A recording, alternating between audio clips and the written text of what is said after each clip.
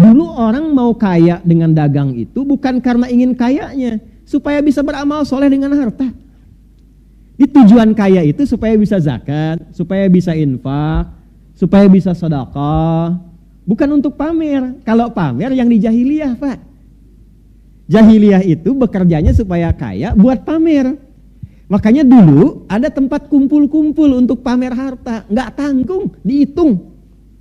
Ya, dihitung. Makanya nanti salah satu sebab turunnya surah Al-Humazah itu karena kebiasaan ini.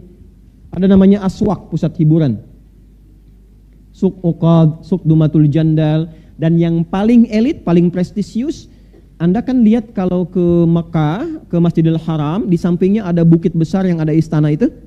Nah, itu tempat paling elitnya, namanya Jabal Qubais. Jabal Qubais. Ini dulu tempat paling elit. Orang berkumpul setiap pekan hanya untuk pamer kemewahan.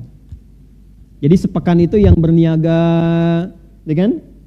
Yang cari macam-macam, semua kumpul di tempat ini untuk pamer, untuk diukur siapa yang hartanya paling banyak, karyanya paling bagus.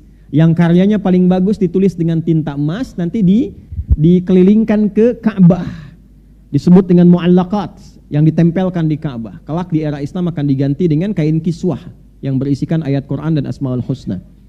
Jelas? Nanti yang paling kaya diangkat status jadi terhormat. Nih, jadi crazy rich kalau sekarang, yang punya kedudukan. Ya, jadi kalau misalnya maaf hanya untuk update status, flexing, jahiliyah udah hatam. Udah hatam dan terkenal pada masa itu. Tokohnya ada, bisa dilacak. Anda pun kenal sampai sekarang tuh. Ya, tahu Abu Jahal, Abu Lahab, tahu kan? Gitu. Jadi itu diantara tokoh-tokoh yang dulu, yang flexing ada, ya, yang pamer-pamer ada, yang suka ngitung-ngitung ada, ya, habis ngitung ngerosting orang juga ada, gitu. Sudah ada dulu, ya. Ada ayat roasting itu ada suratnya. Wailul likulli humazatil. Celaka orang yang suka roasting orang lain tuh. Jangan dipotong kalimatnya.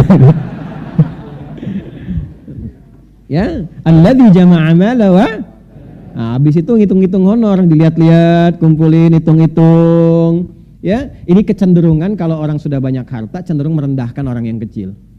Ya, yahsabu anna malahu akhlada, dia menduga harta itu membuat dia naik status elit dan mengekalkan eksistensinya dan sebagainya. Nah, ini kondisi ketika Islam datang, hidayah turun, dibimbing jadi lebih baik.